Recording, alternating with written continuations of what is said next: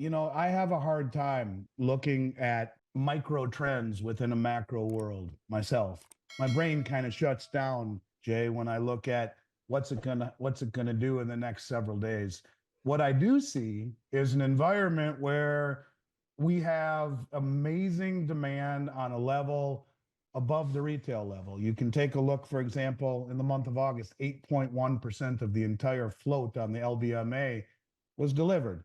We can see China, as we talked about last time, which was very eye opening to me, flying around the world, in particular Latin America, and buying up the concentrate and the doré, paying a higher price than the West will pay to bring it home and refine it. We can see Russia being the first country that I can ever remember openly now say that their new budget draft includes plans to acquire silver. We've never seen that before. We see India buying 800 million ounces or thereabouts over the last 3 years. We see China going out covertly, quietly, buying up concentrate and doré. And most people don't even recognize or realize that they are, at least if they tell us what is true, the number two largest producer of silver in the world. Maybe they're even number one. I'm sure they're not very open about how much they are really mining and producing. Why would they be? Same reason why we haven't audited Fort Knox. But we're seeing demand at a level through these countries, China and India, and now Russia, that is enormous. And of course, we've talked a lot about, Jay, you and I, about the drawdown off of the exchanges, where 25 million ounces gets delivered off the LBMA. That's no small amount. Same thing has happened on COMEX. Same thing has happened off of the Shanghai Gold Exchange. These are not coincidental. And I think when you realize that the LBMA says to us, look, we have the lowest amount of silver in our coffers since we started keeping records. It's a 140-year-old exchange. They tell us they have 800 million ounces. 500 plus belong to the ETFs. 300 million are free and clear, right? 8.1% of that free and clear was delivered in the month of August. We don't know what was delivered in September, but they also tell us that they trade 292 million ounces per day. Okay, so they're trading almost the entire float every single day, but they also say, well, those numbers are up to 10 times understated because we only print the final settlement numbers.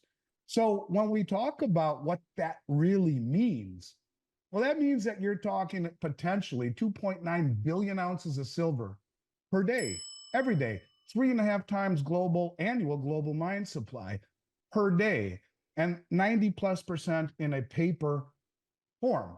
So I guess all I'm really trying to say with all of this, it doesn't matter what happens next week or next month.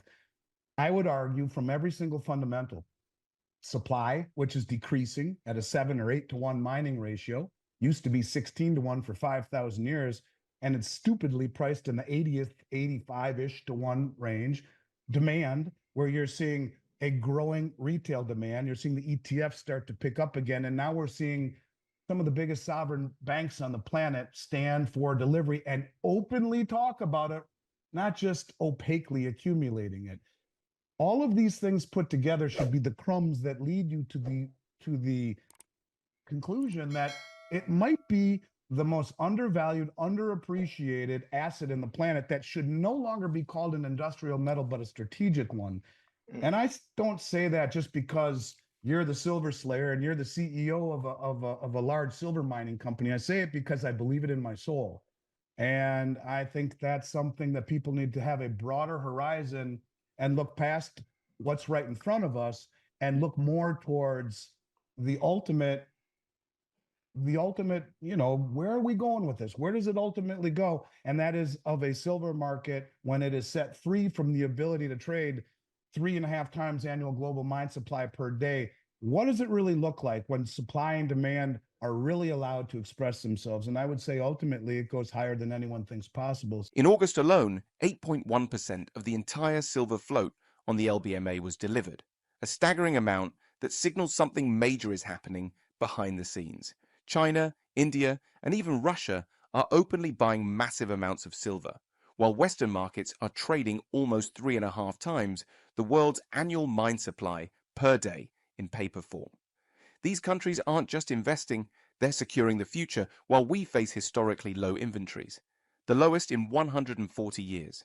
With sovereign nations taking unprecedented action and silver being vastly undervalued, are we witnessing the biggest opportunity in the silver market's history?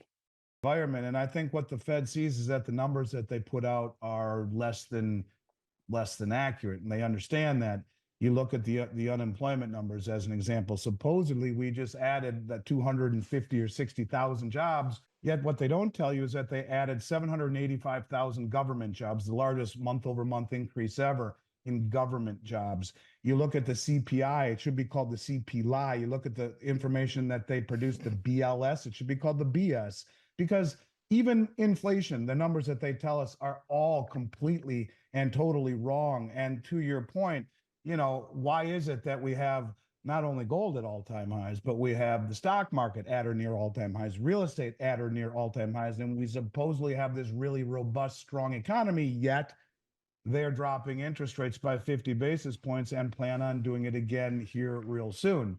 Now, one could argue maybe it's political in nature, the same way that they added all of these government jobs to juice the unemployment numbers and to no longer make it look like we're in a recession. Claudia Sahm, the economist, her Sahm rule, which has predicted 9 recessions in a row with perfect record, it would have been triggered had these numbers not come in the way that they did. It's painting the tape, if you will. So I think the reality of it is when you look at inflation and it continuing to roar, it really wasn't transitory. When you look at unemployment and look at the U6 numbers, the way that they used to be calculated through the 90s, unemployment isn't at 4.1%. It's actually much higher than that, maybe closer to 8%, which would be very bad.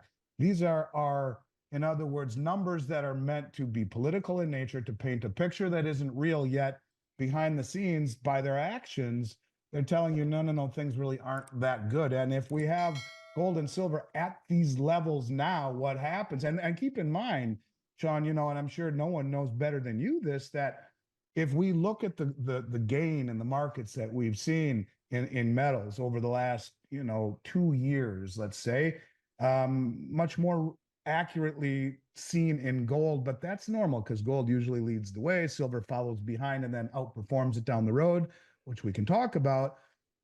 But if we look at that environment, we see positive real yield. If we believe the nonsense out of the BS, I mean the BLS, if we believe that those numbers that they tell us on inflation are real, we've seen a positive real yield where you could buy for the last 2 years a 6-month treasury earning over 5% and inflation at under that. So positive real yield, a strong dollar, and I'm sure something you're intimately familiar with, uh, outflows out of the ETFs, which have affected the mining share industry as well, as people have been focusing on Nvidia and Bitcoin and Apple stock and trying to get the quick hit. The instant gratification isn't fast enough, and yet we see a market that has reached all-time highs in gold. So the point is, in that environment where gold has really outshot expectations, what happens when you drop rates again? And I think, to your point, ultimately, you're going to see markets that express themselves in a way that people aren't accustomed to seeing. A market that gets hit, like we saw today, which will bounce right back, which we've seen great resiliency. We are seeing demand across the globe by the people in the know, the central banks, who I would argue are the most well-informed traders in the world. And their acquisition betrays the rhetoric that we're seeing. So, I guess to your point, I would argue that their actions say to us that things aren't as rosy as they want us to believe heading into a very large election. As a result, this value that we see not only in silver itself, but in the equities, which really have been, I would argue, have underperformed the metal themselves, which, if you talk to guys like Rick Rule, he'll tell you the most money he ever made is in buying assets that are underloved, that are underappreciated, that have value. What sense does it make to buy an asset that's way higher and has been blown up through years of suppressed interest rates and easy money? What better asset in that environment to invest in than an asset which has underperformed its actual derivative, the metal, that has enormous upside potential with very little downside? We call that asymmetrical risk reward. The asymmetrical risk reward profile of mining shares, and in particular silver mining shares, are as good as anything you'll ever find on the planet right now. So, I think what it really is the Fed's way of trying to quietly cover their tracks because they know what they're saying is less than forthright, and I think that bodes very well, in particular for mining shares. And you mentioned all of the consolidation. I own a stock that was just purchased by another company. Now that you understand the massive moves being made in the silver market, you're going to need to know what this means for the future of global finance. So check out the next important video on this channel to see how these shifts could impact the entire economy and your investments.